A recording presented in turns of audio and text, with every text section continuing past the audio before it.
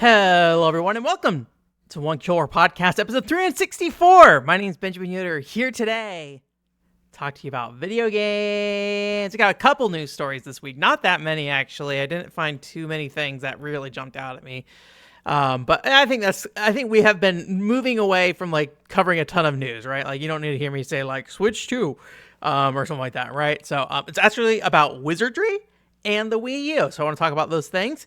Also, we're going to talk about maybe 2 or 3 games. I think that's the plan at the moment, because I played a lot and it's actually been a bit since we really just talked about video games on this show. I feel like, if only because, we had, the Game of the Year show, which now in talking right now, I'm realizing I did not include Storybook Workshop on this list of games I should talk about.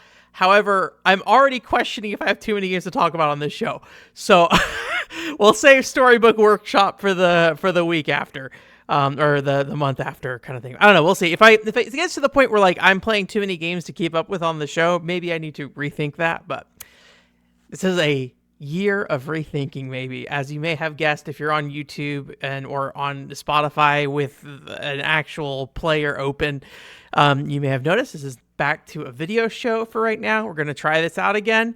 Lots of reasons why. I kind of explained a bit of it during the Game of the Year episode, so I won't go too deep into it. But I think the biggest things right now is that I did have to kind of reconfigure my audio setup since I had to reset up my PC, so I'm not quite sure how it sounds. And then also, I don't know how the video is going to look. We're going to try a couple different things here with the video. And it may be a trash fire. I don't know. Who can say? I'm having a hard time keeping eye contact again with the camera, which used to be a lot easier. Maybe it's because of the position I'm in right now. I don't really know. And for you audio listeners, I think it should be the same. I'm going to try my best to not sit there and rely too much on whatever's on screen to describe what we're talking about. One big change, though, for the YouTube channel. So if you're on YouTube, I think what the plan is going forward is I want to change how I roll out the podcast there. So basically, the thing I've been thinking about is that I'm like, the podcast, I think, is interesting on its own in a way that, like, if you're into just whatever I'm into, it's fine. But I think sometimes some interesting topics will get kind of lost to people who follow the YouTube channel, the OCP Plus YouTube channel. And so I feel like maybe I should segment things out more. And so I think I'm going to try to break up the episodes and upload them as like a topic-based thing. If this is too much work, I'm not going to do it, just to be clear about that. So I just wanted to kind of try it out. I probably will try to make it as simple as possible. But I think I'm going to do that. So I will say this: if you are somebody who, and I'll ask this elsewhere to make sure that people know, but like, if you are someone who is on YouTube and listens specifically on YouTube, I guess let me know your feedback if it's a problem. I just don't want to assume it's a problem because I have a tendency to do that. I have a tendency to assume a lot of things, which is something I'm trying to not do as much this year. I am trying to not assume people's thoughts and feelings as much and focus more on like what I actually hear about those. And so I don't want my assumption of what you think or feel about what I'm doing to necessarily limit what I'm doing. So anyways, so that's the plan. So there will be some stuff we're looking at in video form here. So it won't just be my talking face, but it is a podcast. So it will probably, a lot of it just be my talking face. But anyways, getting in the news here though, Wizardry Daphne, I think that's what it's called, Wizardry Daphne. I have the video. Yeah, Wizardry Variants Daphne, I believe it's called. There's some interesting stuff about this game. We talked about this game a long time ago, and I thought it looked really interesting actually because the way I described it before was like kind of like a weird first-person version. Well, I mean, Wizardry's first person, but this feels like it almost looks like a VR game in how it works, where they're like trying to emulate your character in a space and have characters like kind of interact with you directly visually. And I don't know, it feels like a weird, like reworked VR project or something in some ways. But I always thought it looked cool. It's got this very neat aesthetic. It reminds me of like a PS2 game in some ways, even though visually it's not like, limited by that factor. I think it just like aesthetically, I think it has some alignment with PS2 games and things like that. Um, anyways, but I was looking at this, and I thought it was pretty cool. And then I had some people that I talked to who played it, and they also thought it was pretty cool. And so I was really hoping this game would do well because I thought it looked neat. That's a long way to say that. And it seems like it did work out. It seemed like it did do well. So Sensor Tower, which we follow for most mobile game revenue stuff, they had an article post basically. This is in Japanese, so we are doing machine translation per usual, so just be aware of that.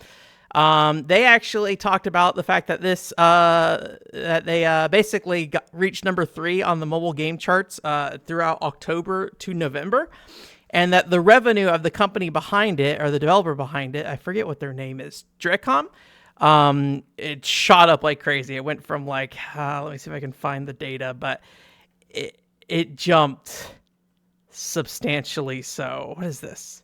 Does it say? Well, the total revenue is 8.5 million. But looking at this graph, it is a giant shot up of their total revenue. Now, revenue is not profits, so I want to be very clear in saying that. But I think it is really interesting to see how well it did. So one thing that's interesting, I like following these things on phone because they update very quickly. And so even looking at December, I was having trouble finding Wizardry on this list. So it's hard to say because like Wizardry, like when we looked at Dragon Quest Champions, right? I feel like it was on the list for like maybe a month or so, and then it was just kind of gone. And so I was wondering if it just kind of like disappeared again, like, or not it disappeared again, but like if Wizardry just kind of disappeared afterwards. But I did check, and I did see in January it did relist. So it apparently had dropped down to rank 74, and Sensor Tower only shows it to rank 50. But for whatever reason, it jumped up about like, I forget what is this one. The growth of downloads jumped up about 200%, and then the revenue growth was about 300% in January. I don't know what happened with the game. I feel like most of the time, my assumption with these kind of things is that most of the time, it's because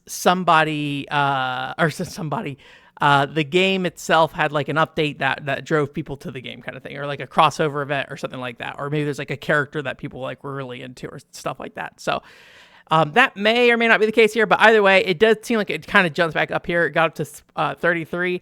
I checked in the week after that though, which was the 2nd to the 8th. Is that right? Because that was the end of December is when it came back up. So I believe in January it fell back off again. Yeah, so it's not on this list. So it did pop up for a little while, then it's back off again. That being said, this list is incredibly fickle. Like, I think, a lot of these, like the Konami's Professional Baseball Spirits A was at 24, jumped up to number 1, right? Genshin Impact dropped down to 28, then it jumped back up to 8. Right, so it's a very weird market to look at, and it's very hard to keep track of like who's successful and when, other than just, hey, I haven't seen something on this list for a while, right? And that's why I think we have to kind of track it. They do it on a weekly basis for Sensor Tower. So anyways, I thought that was really cool. It does make me a little sad sometimes when I see people talk about this game, because I feel like people that I've seen on the internet who are like, man, I love Wizardry, and I wish more people cared about Wizardry, looked at this game and were like, mobile live service game, I don't think that's worth looking at. And look, I get it. I totally get it. I am somebody who has a really hard time getting into like mobile live service games. I think my hope is, and trying in the new year not to assume too much, my hope is that it is more of an issue of commitment than it is them saying like, hey, this game isn't worthy of, my time and energy, right? I think Wizardry on its own has always kind of struggled a little bit with that. And so, in America at least, getting people to pay attention. So I hope it worked out. I mean, Sensor Tower, I will say, is a Japanese thing. So I do not know how the American version of Wizardry is doing, of Wizardry Variants Daphne.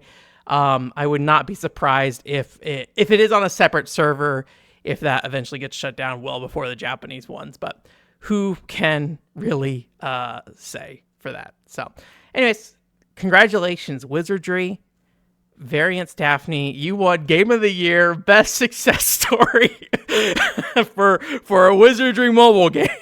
So yeah. Our second news story here is a story that you probably heard about if you're tuned into video game news. Basically, Nintendo put out this warning. Essentially, they were like, hey guys, we have heard that there is a replacement online service for the Wii U and 3DS out there. Do not touch it. Do not look at it. Do not commit crimes on there. So I think the reason it's weird because like I saw some speculation of like exactly why Nintendo put this message out there. And it seemed like maybe the whole idea was that like they couldn't legally do anything about it. So they just wanted to kind of put out some scare messaging about it. They basically, Nintendo was like, oh, we don't control it. So there might be malicious practices. Hey, guess what? It is a off the grid server kind of thing separately. I don't know the security practices of these things, right? Like, is H Shop on 3DS secure? I don't know. Don't ask me.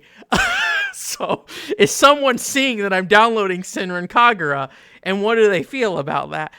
Which I did download Kagura, but I bought the copy of the game first. But yeah, I did download that from there. Anyways, point being, so anyways, yeah, they basically said that. It's a very Nintendo thing. They recently had I think it was at a esports event in Japan that Nintendo was there along with like Capcom and Konami, and they're talking about like copyright stuff with games, and you know, Nintendo's going to tout their line. Nintendo definitely not the strictest on that stage. But this Inside Games article was talking about it, and the reason I wanted to look at the Japanese perspective on this is I've heard in Japan. This is not me knowing, as I've heard in Japan that usually these kind of services, these kind of like unofficial things, are not as accepted. I say that knowing that there are some Japanese game journalists I followed before that use like little emulation devices and things like that, right? They're messing around with that stuff. They're in there, they're touching it. I just don't know the greater, like, what is the acceptance versus, you know, that we've talked recently about like how Dragon Quest mods kind of made some of the community a little bit upset because there's this idea of like modifying the game from the original intent. It was kind of frustrating. Either way, I was like, what kind of different perspective is on there? And it wasn't really a lot to say. They do specifically call out the fact that overseas fans were annoyed mostly. I was talking about this recently about Final Fantasy 14, where I was doing some research into Final Fantasy 14 and its feedback early on in the 1.0 era. And there's a very big emphasis on overseas fans being very vocal about things. And the team who's working on it talked about that a lot. And I do think it is like very much a different culture kind of thing of just like how much you're willing to verbalize that stuff as much. Although I feel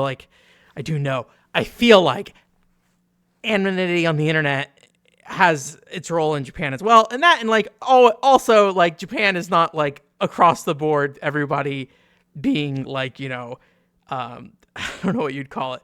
We're talking about stereotypes. That's really what we're talking about. Let's move on from this. I don't want to get into this any further. Point being, I was just curious because it is a different perspective from a different area. And they kind of talk about the overseas aspect of this. But what caught my eye was at the end of the article here. The last line, and this is machine translated, I will say, and that is going to matter a lot here in a second. I'll show you why.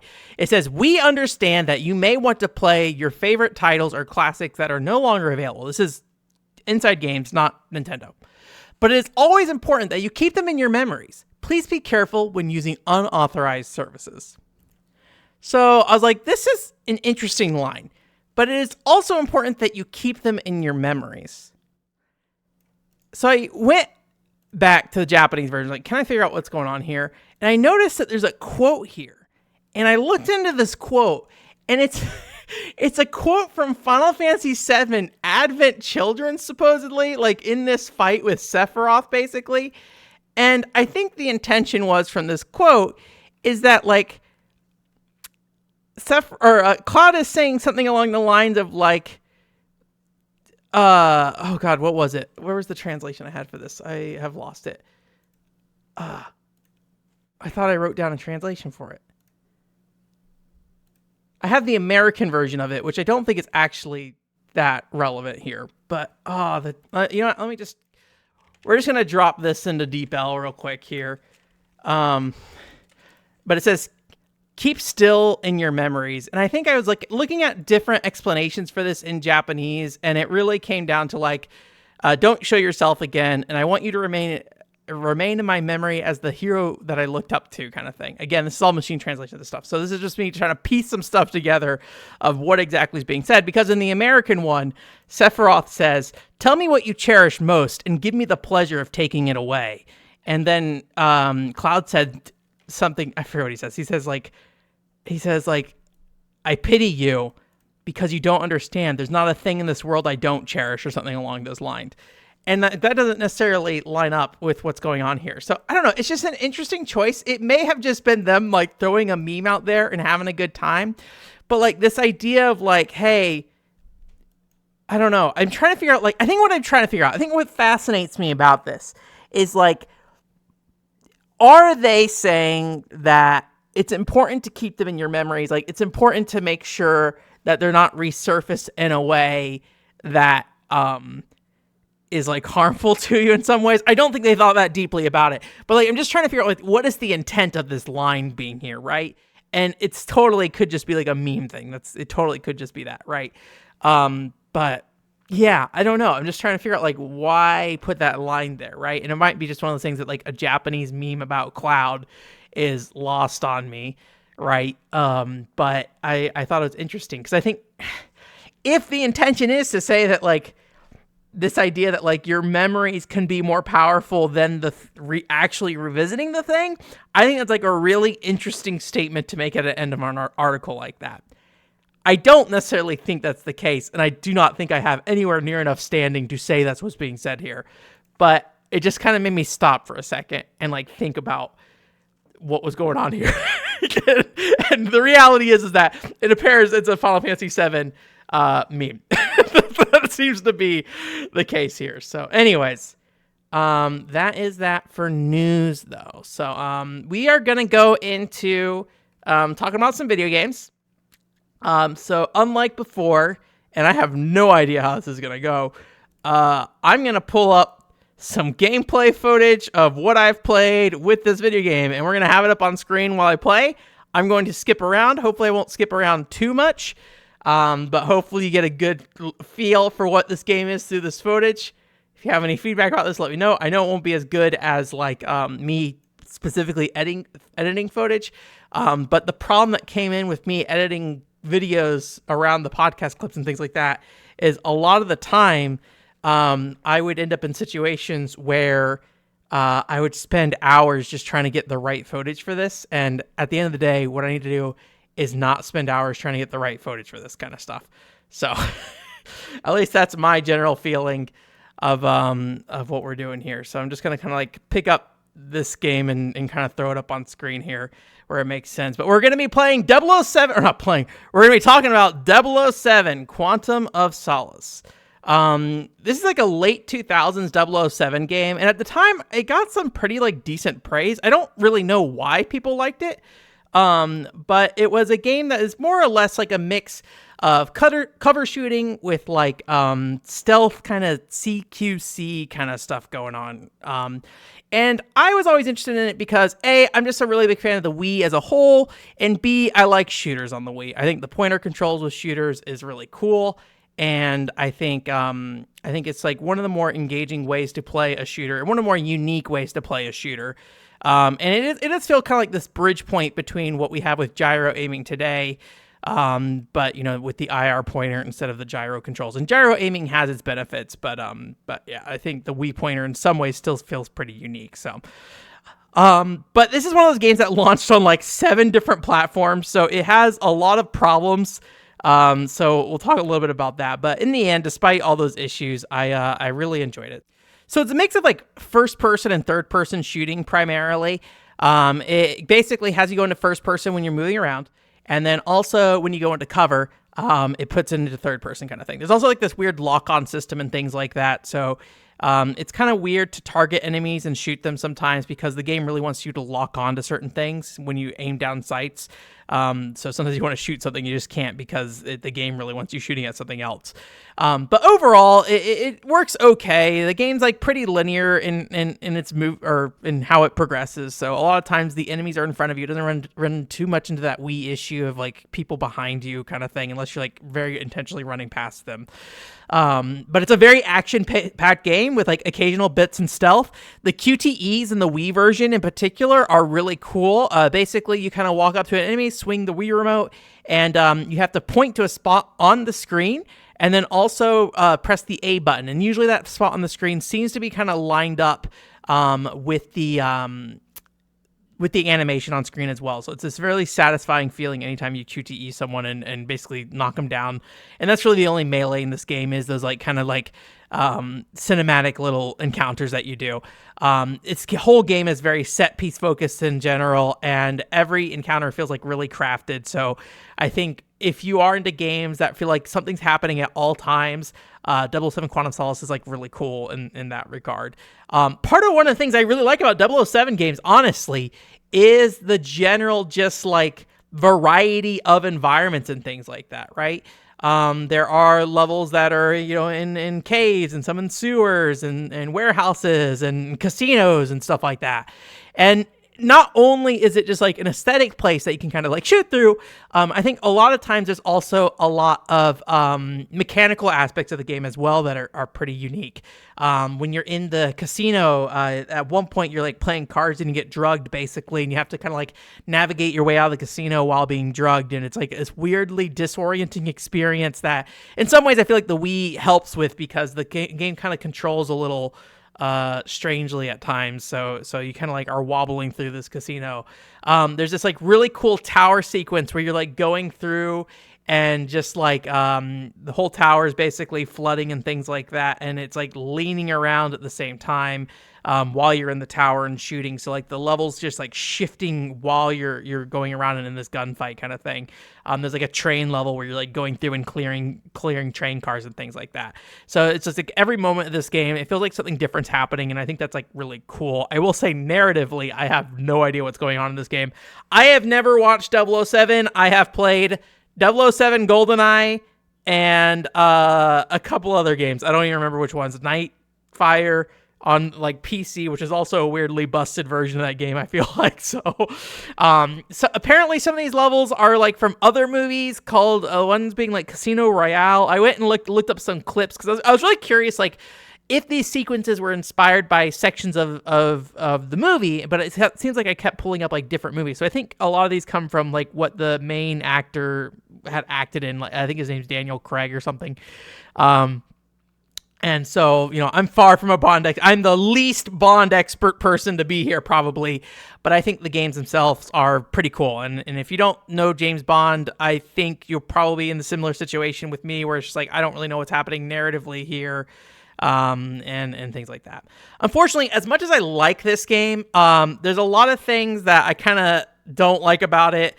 Primarily, the controls are a bit of a mess. I don't know what it is about this game, but like there's just not a lot of feedback when you shoot people. I don't know if it's like lacks the Call of Duty like tag marker sound effect when you hit people. There's also like this weird problem with like guns get kind of like stuck in your view, and so it's like really hard to see past them and stuff sometimes, unless you're using like a pistol or something like that. And then also because the game feels like it really wants you kind of rush in at times and kind of get on top of enemies to like melee them down.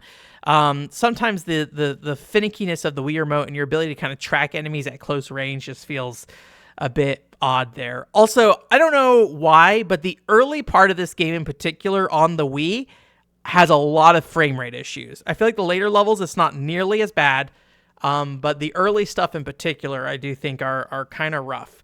And then also, I experienced a large number of crashes on the Wii version of the game, unfortunately. So I did look into the 360 and PS3 version of this game a little bit, and I did feel like those versions of the games appeared to be more consistent in their quality. I feel like the gunplay and the melee combat mix seemed better. It just seemed easier to track what's going on and things like that. But ultimately, I think the Wii version of this game is cooler. Well, not, I shouldn't say is cooler. The Wii version of the game has its own appeal with its like the ability to use QTEs and things like that in a kind of a unique and interesting way. There's also some scenes like the drug scene in particular. For some reason on the 360 and PS3, that scene doesn't look nearly as disorienting. It's just the way they applied those effects is different. And then also in the tower scene I was mentioning earlier that like tilts back and forth while you're in a gunfight, it doesn't do that in those versions of the game as well. So I feel like the Wii version has some unique elements that are or at least, you know, from the outside, it seems like there are some unique elements that make this version of the game worth suffering through as long as you're willing to like put up with frame rate issues and things like that as well. If you're watching the video, you can just see where the game just crashed on me in that video. So, anyways, you know, it's really tough to like recommend the game too much because it is such a train wreck of a game when it comes to its performance. But if you're like me and that doesn't really bother you that much, I will say this game did kind of push me to my limit at times. I was very frustrated by how often I had to kind of restart segments and things like that. It's still worth it in my opinion. I'm very glad I played through this game despite all the issues that I had with it and things like that. So anyways, let's do a Ko-fi break, guys. Big quick rundown. I was very distracted by the gameplay on screen. I could not make eye contact with the camera at all. And I got lost at some point in what I was trying to say.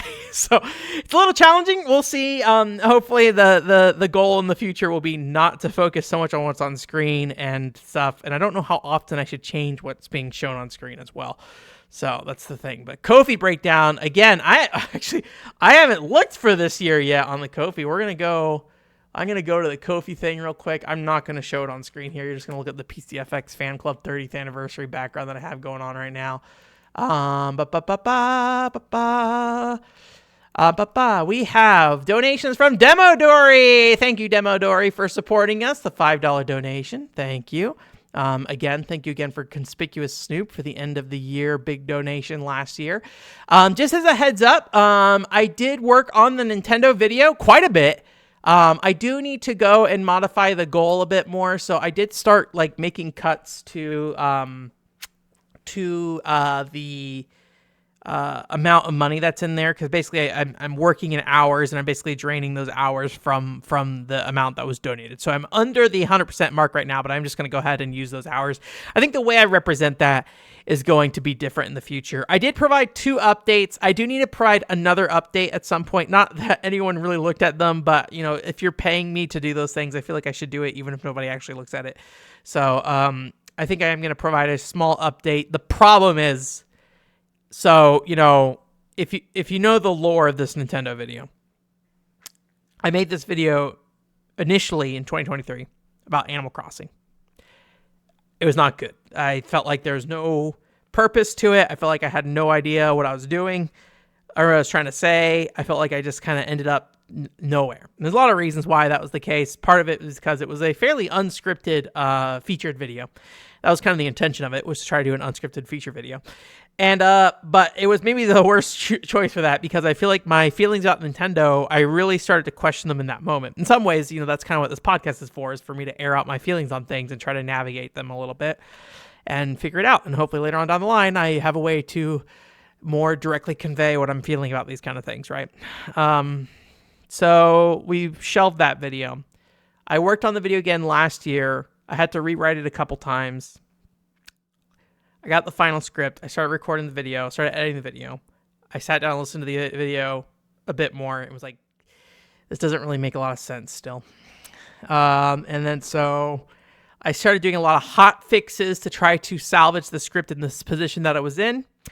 And every hot fix caused more problems. And I was just like, I need to take a step back and just really review the script as a whole. And thankfully, I think a large chunk of the center part of the video is still really solid and will continue to live as it is, because I think it is more of a backup historical information, not so much, you know, any of the actual content. Or maybe not content, conclusion. that kind of thing. The big issue has been the conclusion, and then also writing the opening to reflect that conclusion. So I am still working on that, but it is unfortunate that I basically spent the majority of the time I spent on this video recently spinning wheels, basically. And, you know, I'm getting somewhere, and it is improving. I think the video is much more improved. I think the conclusion's better. I think we're getting to a real answer that I didn't get to before. Because I think the worst thing that could have happened is I put that video out, and then I was like, I don't agree with any of this. So, I mean, that's why we didn't put the original video out. Because I sat down and listened to it. I was like, no. But it's like a really challenging topic because I think I had such a very specific idea of what I thought Nintendo was. And then I really sat down, and actually putting it on paper has really challenged a lot of my ideas of what I viewed Nintendo to be and who Nintendo is. And it's created a very interesting process of self-reflection, I guess, maybe, of trying to figure out what I'm trying to say with that video. I think that probably because of just like how hot this video is in terms of hot, this video is hot and sexy. Because how hot this video is in terms of the sense of just like how much is being modified up until the very end. There's a very good chance that I'm going to put this video out, and then a year later I'll look at this and be like, there are things I got wrong. I recently watched the PSO video again, which I already knew there were issues with, but then I started identifying even more issues with when I started watching it later. I was like, ugh, I don't like how I worded that or how I said that. I think I downplay the importance of the mechanics of PSO a little too much in that video, as much as I talk about the mechanics of PSO. But I think I had some ideas in place that I didn't necessarily think was a healthy mindset to be in with making that video. But anyways, point being is that, you know, that's going to always happen with every video. But I think this video might be more so because of how much it's changing and molding as it kind of goes on. So we'll see. Anyways, I'm still working on it. I will update you guys on the Ko-fi about it. If you want to help me finish this video faster, donating on the Ko-fi will help me with that. I'm using that money to basically take time out of my, quote, work hours, although right now it's a little weird because I am using my, what would normally be work hours to try to find more work at the moment. So you are replacing time that I would be using to try to find other work, which is not necessarily a bad thing as long as I'm getting the money for it right at the end of the day. But if you want to donate and help move that video forward sooner, that'd be helpful. I wish I could have been like, oh man, I got so much progress done. Here's new stuff. But it is just like, I worked on this and it was a nightmare and I kept spinning my wheels into Variant here. So anyways, I got to work on it some more. I think I just need to sit down and wait for the script to really settle for me. I think every time I open it right now, I'm getting different thoughts on what should change and what should be updated. And so updating any audio right now will be a problem. But I think most of the video will be salvageable.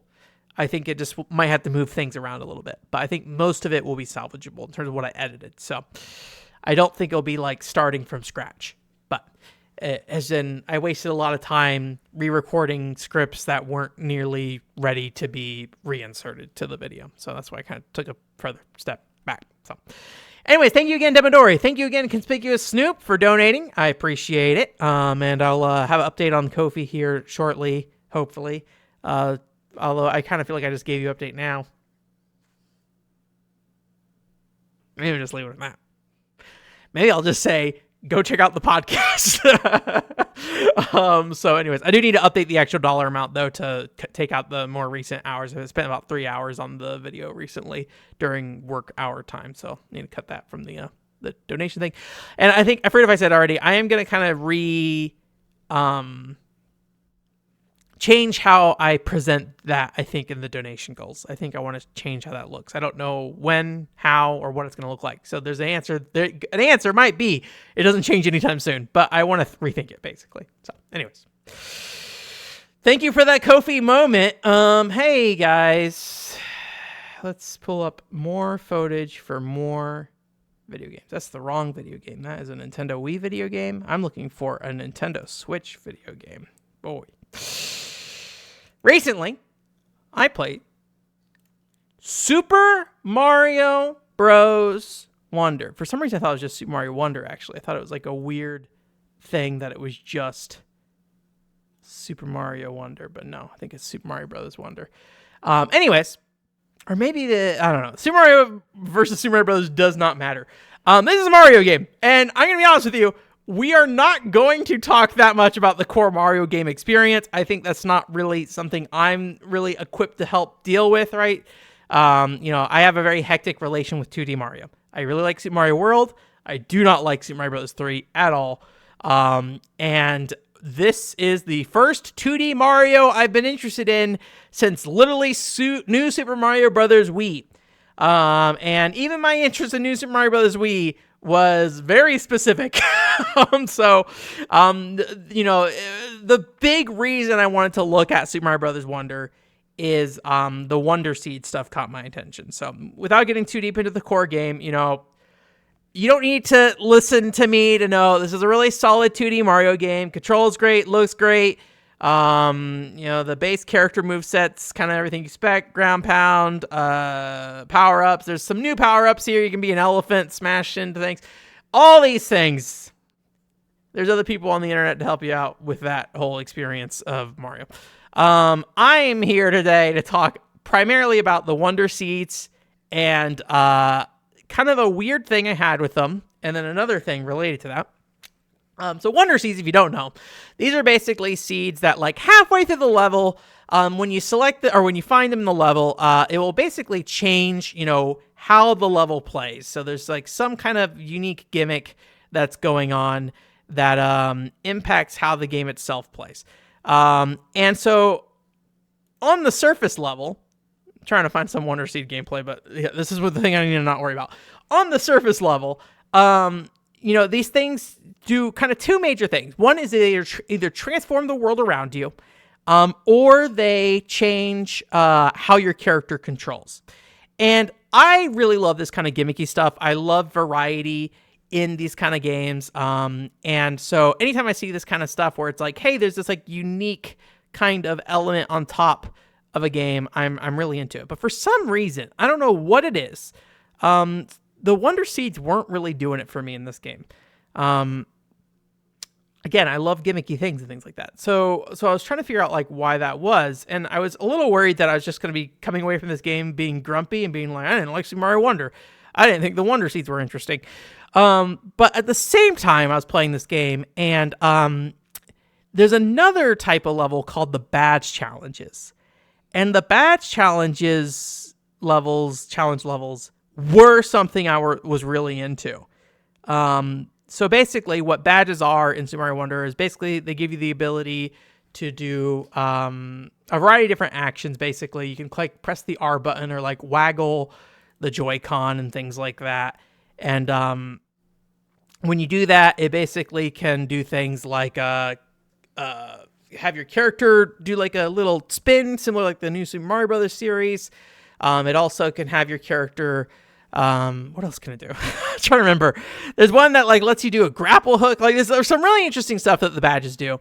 But the problem I had with it really was that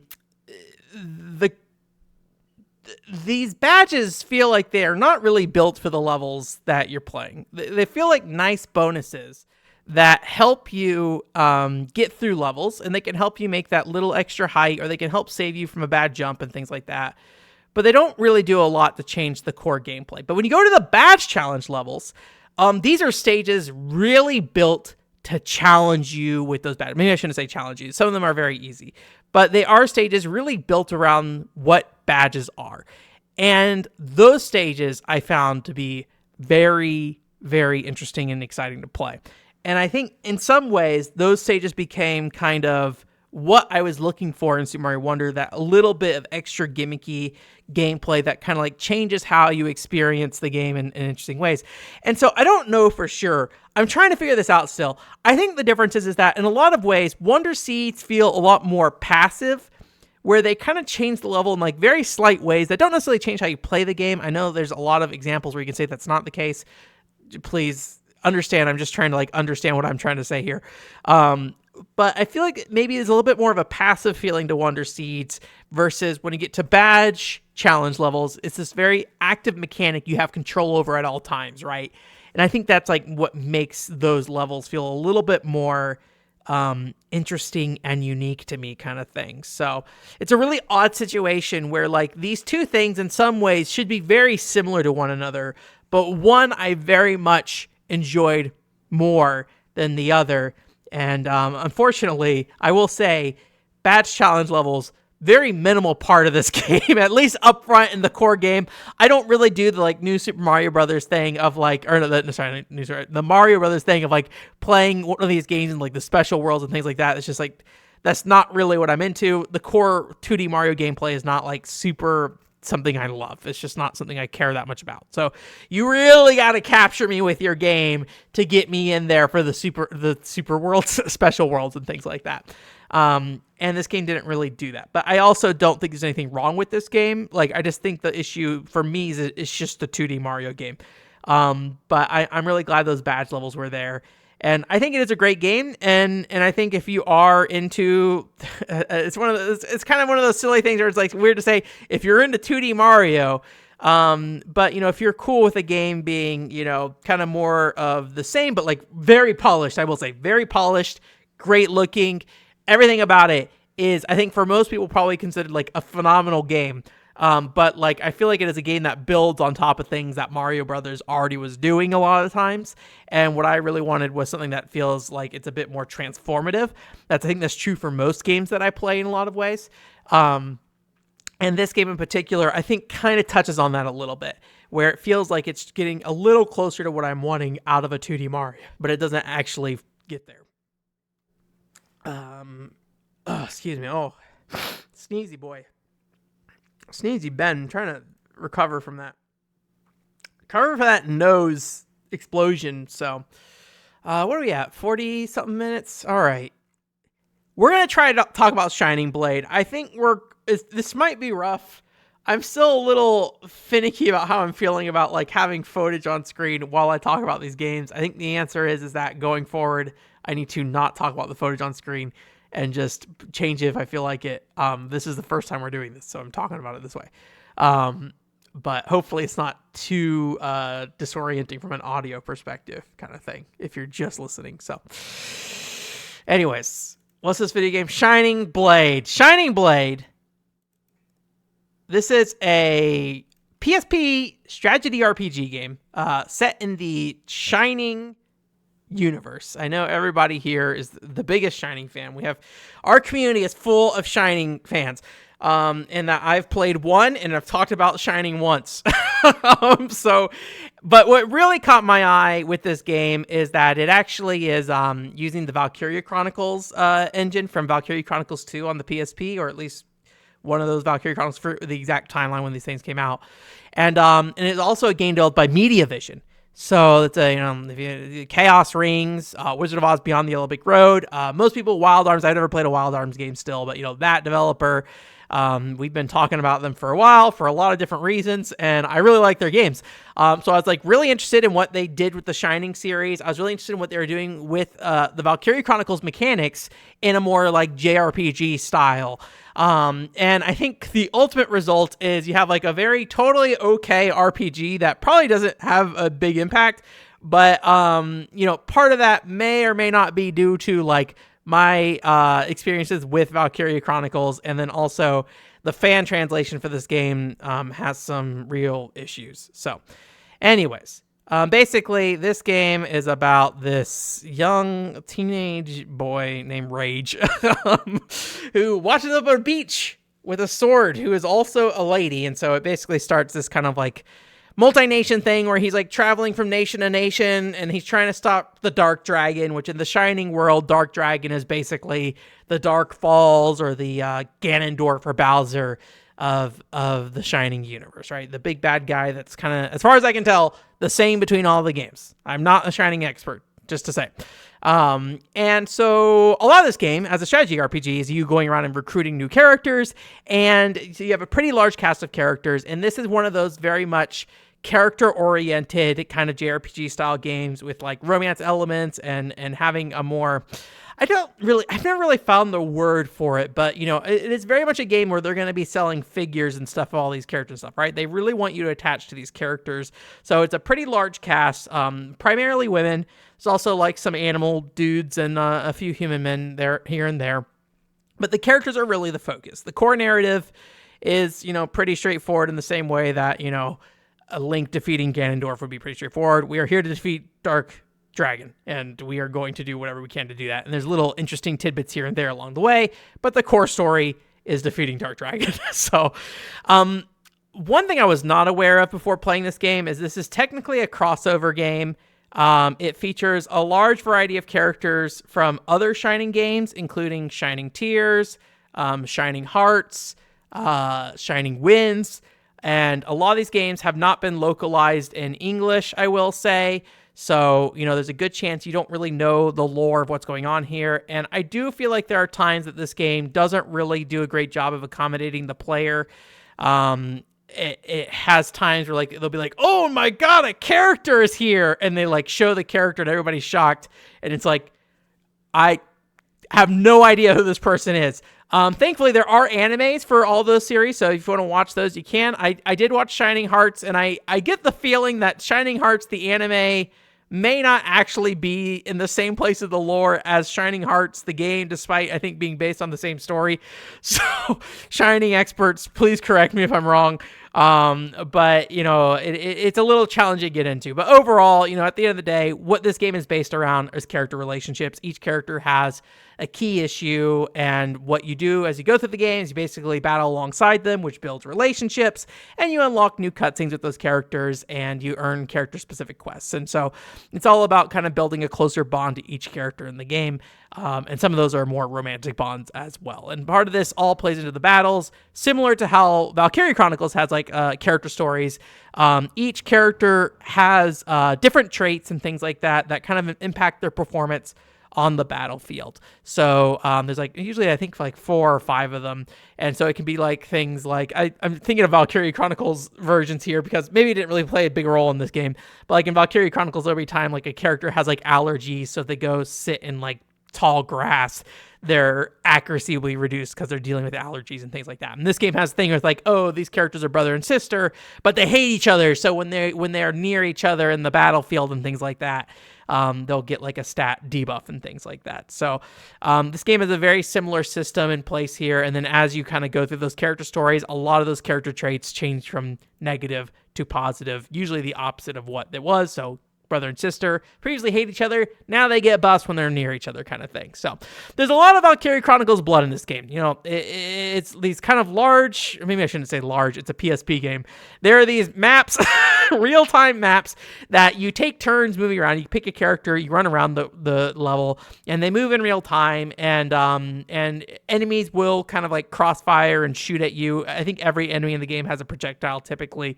Not all your characters have projectiles, so it has like a very different kind of feel to it, because a lot of Valkyria Chronicles is kind of about like denying space from other characters, and that depends a lot on their rank, or their class and things like that, and their range and things like this. This game doesn't really have a lot of that. Either the range is a very specific range, or the character doesn't have a range at all, so they don't really respond to an enemy passing in front of them in real time. So I think a lot of that novelty is kind of lost here. So I think what really they're kind of banking on in terms of this more like moving around and positioning characters kind of system is positioning for AoE attacks or dodging AoE attacks. Also, there are larger enemies in the games have parts and things like that can be broken on characters. There's also a co-op system where you can basically pair up with other characters, and so depending on how close those characters are to the enemies, you might be able to have the character attack twice in a single action. And that co-op thing also does the whole thing of like, oh, if it's a tank character who moves slowly across the stage, then having somebody who's a faster character be able to co-op with them will make them, you can move across the stage a lot easier, because they're basically siphoning off the other characters or latching on to the other character who has higher movement speed kind of thing. So I think one problem I have with games like this a lot of times is that the pacing of them is a little rough, primarily in the sense of because a lot of the characters are melee focused, there's a lot of time it takes just to kind of like get to where you need to go. The maps aren't that big, but I feel like you're often wasting a turn just trying to like get over to the enemies. Depends on the size of the map. And so it can feel pretty slow, but I feel like this is a problem with a lot of these kind of games that you have these like real-time movement things. I feel like the Neptunia series has a similar system. I'm thinking a lot of like Alien Chronicles on the 64 right now for some reason, but you know, it can be a little slow. But I think in the other types of games I've seen like this, it's pretty similar, but it's a lot more, traditional RPG than like what Valkyria Chronicles is for sure. And I think as long as you're okay with that, where you're very much just kind of building a character that is either melee focused or magic focused or tanky kind of things, this game kind of lets you do that here. It maybe goes a little too far. There are a lot of different kind of like equipment. Well, there's not a lot much equipment, but like there's a lot of different ways you can customize a character, and a lot of times it feels kind of meaningless, I will say. It's, at least in terms of when you're playing the game in a more traditional sense of like going through the story and things like that. A lot of times these characters, they have a class, and that class really kind of defines, you know, how they work.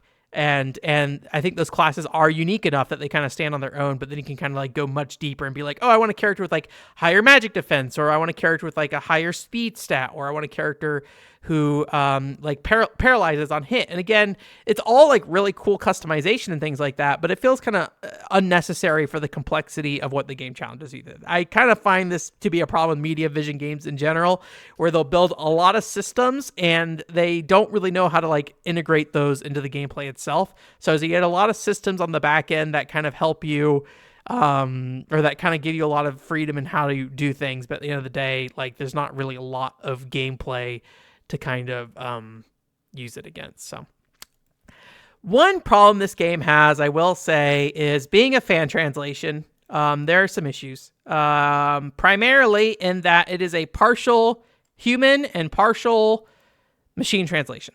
As far as I understand, like a certain point up to the game, the story is translated, but everything else from when it comes to like the side text, menu text, and things like that, it's machine translated. Especially later story stuff as well also gets machine translated. If you've never played a machine translated game before, it's pretty good at helping you understand what's going on. Just a lot of the dialogue is unnatural. A lot of the dialogue is inappropriate for the game. There's a lot of really crude language in this game as well, in terms of just like the translation, like clearly stuff that's not supposed to be what is being said. But it's a little bit more crude than I have ever really seen for a machine translation before. Anyways, but point being, it's just kind of not great. So, if you want to understand the core narrative, what's going on, what these characters are about and things like that, you'll get that. You just won't get the flair that comes with like, you know, building a character around a particular style or around a particular like character archetype, things like that. You're going to have to kind of fill in those blanks yourself based off any voice acting, any kind of like, you know, there's not a lot of animation in this game. There are little cutscenes and things like that, but there's just not a lot going on with that kind of stuff. So, the biggest problem though, I will say, is that when you are trying to like romance characters and stuff, there's like these little dialogue trees that pop up, and usually it's like you have to give a response to like a very out of context statement. And I don't know how hard this was in the original Japanese, but here sometimes I feel like the statements are just not very clear of like what's trying to be said. I am going to choose to blame the machine translation part of this on here. And it's not really a huge deal because you do build relationship with characters through battle and things like that, but it is a little frustrating when you are trying to, you know, build a particular relationship with a particular character and you are wanting to like do it as fast as possible, but you can't get all the relationship points because you can't understand what's being said and how to respond, even though technically it's in front of you in English.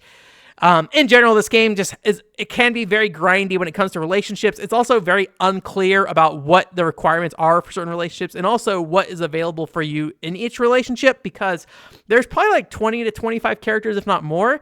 And not all of them are mainline dateable characters. And so some characters have special endings, some of them don't, or at least as far as I can tell, they don't. And so it's hard to tell when a character's story arc is done, what character needs more, unless they have a very conclusive ending, which actually sends you to credits. And you can spend a lot of time grinding a character, hoping that you're going to get more story out of a character, only to realize there's no more story out of that character. But it's really hard to tell. Especially in the post game, you'll spend a lot of time just kind of grinding a lot of the same missions to do that. I will say that if you want to see all the mainline story, when you get into the post game, if you finish every quest and every free battle, there is a bonus dungeon, and that really connects it to the larger Shining lore. I don't have a lot of context for what that larger lore means, but I will say on the surface level, it felt a little frivolous, so I don't really know how much you're going to really get out of like Shining Blade if you're a big Shining fan, but I imagine at this point, if you're a big Shining fan, you are already aware of the contents of Shining Blade. So either way, I think it's a really solid RPG as a whole. I don't regret playing it. I do feel like I kind of was wanting a little bit more out of it just from the fact that I do have this association with MediaVision and also the Valkyria Chronicles franchise that I really like. It didn't quite deliver on that, but I think it is like a totally solid, okay strategy RPG on its own. And if you can get over the machine translation, I think the character relationships here are pretty solid. But if you've never played a Shining game before and you want to try to give yourself like the best chance of the Shining game, I have only played 2. Keep in mind, this game and Shining Resonance, but I would vote play Shining Resonance over it. It's a different style of game. It's more like an action RPG kind of thing. But I think that just the fact it has an official translation that's like really well done overall, I think alone kind of gives it a leg up over Shining Blade in that regard. So that's it for this episode. Thanks for coming. WhatChore.com is the website. Thank you for sticking through me on this kind of weird episode. We'll see. I already have one other game to talk about that we need to talk about at some point, but it's going to be a month until we get back. So we'll see. Maybe if it's too much, we might need to find some other way to do it. Or maybe we just need to go back to doing it twice a week. Also, I feel like from a video perspective, I just feel like I'm really distracted while doing it. It's like hard to make sentences. So if I was a lot less articulate this week, I apologize about that. Trying something new. Maybe just got to get used to it. Any feedback would be appreciated. I'm going to hope this audio is fine. I just spoke directly into this microphone, even though like I put on layers of protection. I usually have problems with plosives, so I'm going to hope this whole setup here fixes that, but who knows, baby. Anyways, interesting, weird topics, but I like that. So anyways, you guys have a great week, and I'll talk to you later. Bye.